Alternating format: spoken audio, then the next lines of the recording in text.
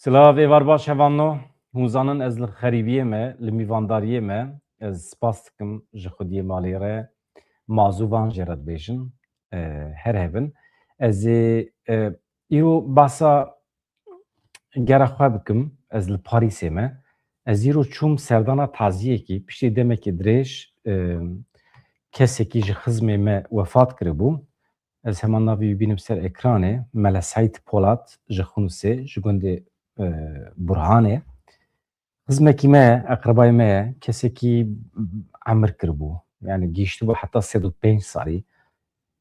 Çima ez giringî dibînim behsa wî bikim? Ew kesê destpêkê ye di jiyana me de di mesela xîtabetê, di mesela axaftina Kurdî de bandor li min kiribû. Mirovekî xweşsohbet bû. Hakimê Kurdî bû. Kurdiya ku pêdaxivî Kurdiyek resen, herikbar, dewlemend, gotinên xerîb ku normal gundiyê me bikar nayînin, însanek dîtibû, xweneda bû, geriya bû. Ji rêberên girîng ê herêma me bû. Herêma me wextê dibêjim Tekman, Xinûs, Qereyazî, Varto, Berandax, Milazgir, herêma hemî gundên Vartoyê. Li van herêman însanekî bi navûdeng bû, bandor li însanan dikir, însanek rêber bû. Hefta borî wefat kir ji bo bîranîna wî li Parîsê li camiyekê însan li hev kom dibûn ji bo teziyê. Em jî çûn wê derê. Mele Zahir ez dibêjim li wê derê bû pêşwaziya me kir. Ev edetekî ye, kültûrekî ye di nava milletê me de, deverekî eger camî be, eger salonek mezin be, cihê teziyê datînin, însanê me tişin wê derê, Fatihe dixwînin, wî bibîr tînin. İnsanê ku wî nas dikin behsa bîranînê xwe dikin, tiştên girîng in.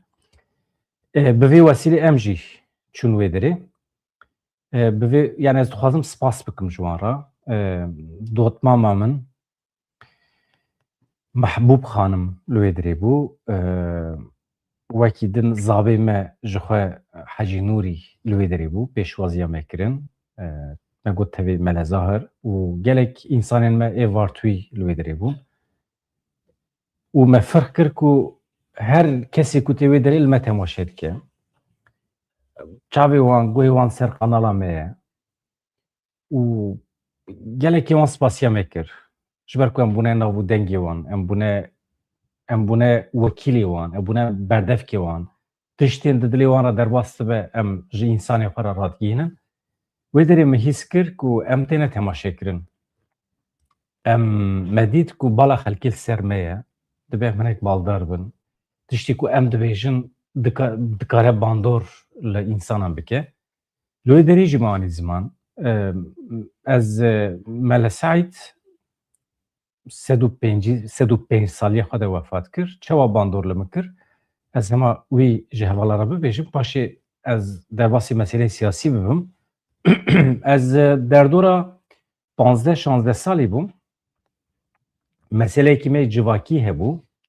Diviye bû em biçîna malbatekî, kesekî sohbetxweş ku axaftin pê dibe û mirovê dewan e, diviye hebiya.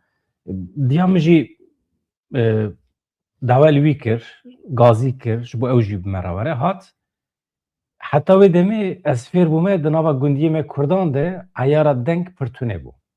Eyara deng çi wa dibêjim? Wextê ku mirov daxife, tuna dengê xwe eyar nake. Yani tê de estetik, pîvan pir tune ye. Herkes li gorî zanîna xwe, li gorî şert û mercên coğrafîk ê gundê xwe bi qêr daxife, bi dengê bilind daxife. Mesela xîtabê hev dikin, carinan gotinên argo bikartînin. Vedî jiyana gundewarî hûn zanin çawa ye.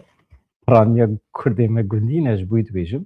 Yani em pez û heywan xwedî dikin, zevî dajon veya sosyolojiya me ye. Yani civaka me gundî ye giranî. Wisa yani kültûrekî wisa cem me Kurdan çêbiye veya alî pozîtîf de dibêjim. Em mîna hinekan weke Tirkan em naçin dagir nakin û cî û warê me ne diyar e ne wisa ye. Ême cî warê me diyar. Em li gundan em milletek xwedî cewherê xwe yê esasî ne. Di vê manê de dibêjim. Îja Mele Saîd bi me re hatibû. Em çûn rûniştin heta wê demê min feq nekiribû ku axaftinek xweş heye. Mirov Kurdî dikare biaxive. Ez canan ji wara behsa estetîkê dikim, behsa axaftina xweş, behsa hunera xîtabetê dikim. Behsa ew dîksyon dibêjin, bilêvkirina hevokan, hûnandina gotinan. Bana hemî muhîm in. Merov kîjan gotina bîne kireka hev, birêse bi hûnê ji wan hevok derbixe. Ji wan gotinekî derbixe, bi wan gotinan merov çawa karibe bandor li însanên hemberî xwe bike. Bana hemî muhîm in. Mele Saîd dest bi axaftinê kir, hêdî min firq kir ku li derveyê gundiyê me ê normal axaftinekî pir ecayîb a herekbar a Kurdî heye. Wê derê min soz daxe. Min got rojekî eger ez mezin bim, divê ez bikaribim mîna vî însanî Kurdî biaxivim. Mîna vî însanî karibim xîtabê civakê bikim. Ji ber vê yekê ez heqetin dibêjim Xwedê ji Mele Saîd razî be, Xwedê rehma xwe lêke, cî wî cinnet be, bihûş be. Ku bandor li me kir û me jî karî em bandor li nifşekî bikin. Bi xêra Med TV, bi xêra saziyê me ê ragihandinê, bi xêra şehîdên me, bi keda wan, bi emega wan û me karî em jî xîtabê civaka xwe bikin. Xweya ji bo min serfirazî ye, ji bo min serbilindî ye, rûmet e. Ez dîsa jî ji malbatê re sersaxî dixwazim, ji hemî eqrebayê me, ji nasên me, însanê ku Mele Saîd nas kirine, pêra jiyane ji wan re jî sersaxî dixwazim. Xwedê rehma xwe lêke. û bi vê wesîlê Mele Zahir eger me goderî dike mala te ava ji bo pêşwaziya te îro di nava cemiyetê de. Hevan no, ev laliyekî.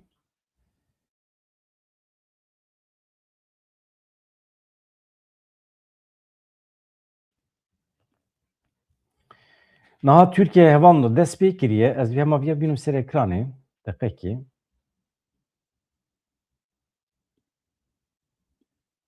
Bi vî şeklî. Niha Tirkiye rehet nasê kirin. Şamê jî tev dide. Mesele çi ye? Dewleta Tirkiye dest pê kiriye Rêveberiya Rojavayê Kurdistanê sûcbar dike. Bi Şamê re hewl didin bahaneyan bibînin. Ne tenê ji bo êrişkirinê jî di destê wan de hin done lazim in ji bo bikaribin li qada navnetîwî de li cem Amerîkayê, li cem Ewropiyan bibêjin qesede Rêveberiya Xweser xwedî li sozê xwe dernakeve, peymanan îmze dikin, peymanan nayîne cih, di vê çarçovê de tim dixwazin li sûcbariyan bigerin. Normal tiştekî derxistine îdia dikin. İddiayê wan ne rastin hevanla. Beriya serê salê çi ye çi ne qesede diviya bo hemî peymana de yadarê bîne cih. Ya çawa bîne cih? Ji ber vê yekê Mazlûm Ebdî bi tevî heyeta xwe xwe amade kiriye diçe Şamê. Belkî jî çûye. Ama ji ber meseleyên ewlekariyê hevanno ez nabêjim çûye yan jî ne çûye ez dibêjim diçe Şamê bi heyetekî xwe re bi navbênkariya Amerîkayê ew ê bi Ehmed Elşara ra hevdîtinê pêk bîne ew ê ji wan re bibêje Ehmed Elşara me bi hev re tiştekî îmze kiriye ji heşt xalan pêk de. Tenê xala çaran me eleqedar dike. Tevlîbûna me ya nava artêşê. Hûn nikarin emrî waqî bikin ku tu tiştekî hûn çênekin wan heft xalan winenê cih tenê xalekî ji min hêvî bikin. Tiştekî wisa nabe. Divê hûn destûra bingehîn de navê Kurdan bi cih bikin we bi cih kir? Na. Koçber vegeriyan Afrînê dewleta Tirk ji Afrînê vekişiyan? Na. Ji serê kaniyê vekişiyan? Na. Ji Bakurê Sûriyê bi temamî vekişiya Bab, Cerablus, Azaz? Na. Milletê koçber di nava saxî û selametiyê de vegeriyan ser mal û milkê xwe zeviyê xwe? Na. Hûn dawa çi dikin? Werin teslîm bin, artêşa xwe belav kin, werin tevlî artêşa Sûriyê bibin. Ne wisa ye Mazlûm Ebdî ew ê ji wan re bibêje? Ekîba Mazlûm Ebdî, heyeta Mazlûm Ebdî bi şahidî Amerîkayê ew ê biçe Şamê wan hevdîtinan pêk bîne. Bibêje rastî ne ev e. Li bahaneyan li hincetan negerin. Goh nedin dewleta Tirkiye. Binêrin em Sûriyeyî ne. Bêhêlin em li watê xwe bisitirin. Em bi hev re bijîn. Mîna însanan, mîna însanên medenî. Zextê li me nekin. Hûn zextê li me bikin, hûn wenda dikin. Ême pergala me 14 sal heye, mekariye em Daişê û bavê we têk bibin, mekariye em rûnedin rejîma Bas, em rûnadin we jî. Cî xwe de rehet rûnên. Ez tiştekî dî ji we re bêjim, berî ku ez nûçe bixwînim evano.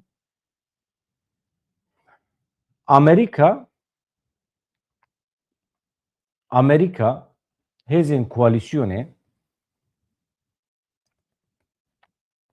ji hetêşe û colanî zêdetir giringî didin Qesedê, Mazlûm Ebdî rêveberiya xwe ser.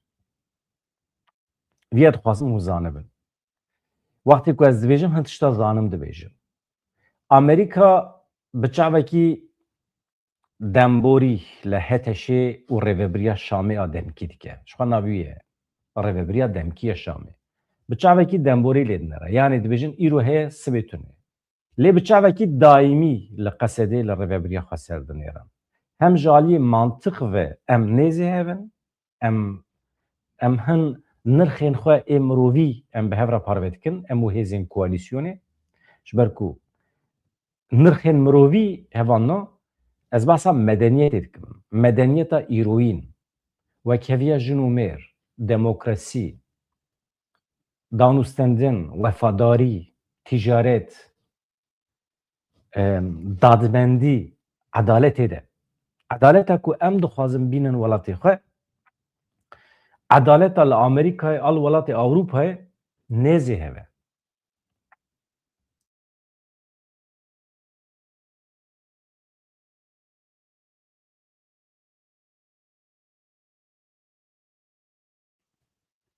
Ji ber vê yekê aliyê me yê hevbeş hene. Tişta ku em ji dewletê dixwazin, dewleta Tirkiye were ser vê xeta medeniyetê bigêje edaleta gerdûnî ya universel.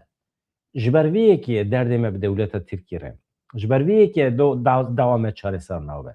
Eger dewleta Tirkiye hatiba ser vê xetê ji xwe problem nedima. Aniha pêvajoya li Bakurê Kurdistanê jî bawer bikin hemîl ser vê ye.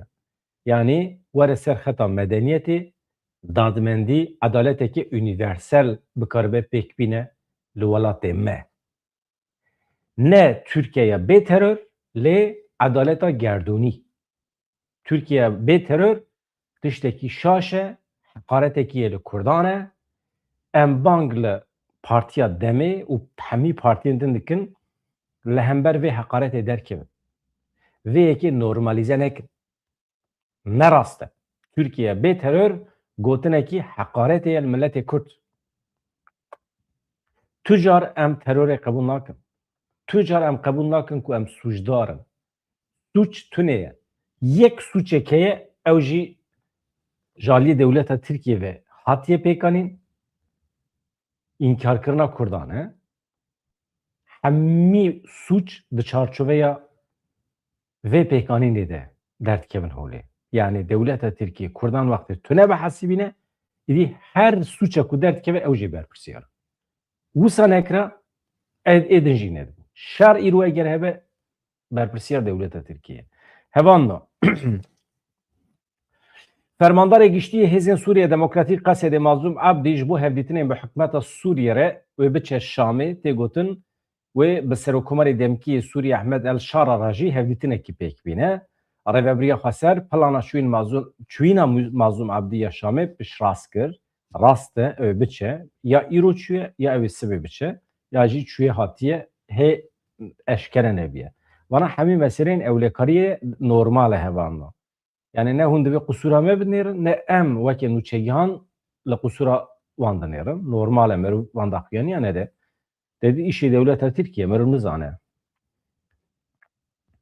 Beyanatên ji hevû du cuda hene di derbarê vê meseleya peymanan de daxuyaniyên Mazlûm Ebdî de hin derdor dibêjin danûstandinên di navbera Qamişlî û Şamê de qonaxa teorîk derbas kiriye, pengavên pratîkî hatine avêtin, li hevatinekê çêbûye, hin alî jî dibêjin diyalog tevayî tune ye, qutbî ye, hevdîtin jî çê nebûne, li hevatin jî çê nebûne. Qesedê herî dawî peyman da ku petrol dihata aborî bi rêya saziyên fermî ji bo hemû Sûriyeyan be, her wiha deriyê Sînor jî li gel Iraqê li gel dewleta Tirkiye wê bawekî hevbeş were birêvebirin. Yani qismekî endamên hikûmeta Sûriyê, qismekî jî endamên rêveberiya Xweser van sînoran bi hev re kontrol bikin lê asayîş aliyê eskerî ve bi temamî di destê ewladên me yê Rojavayî de be. Yani Qesedê, YPG yan jî asayîşa herêmê kontrola asayîş di destê rêveberiya Xweser de be lê memûr ji her du aliyan ve hevbeş birêve bibin van deriyan. Çi ye dihata wî jî. Ji wekî di jî sîstema dewletê re mafên fermandarên niha jî wê were parastin.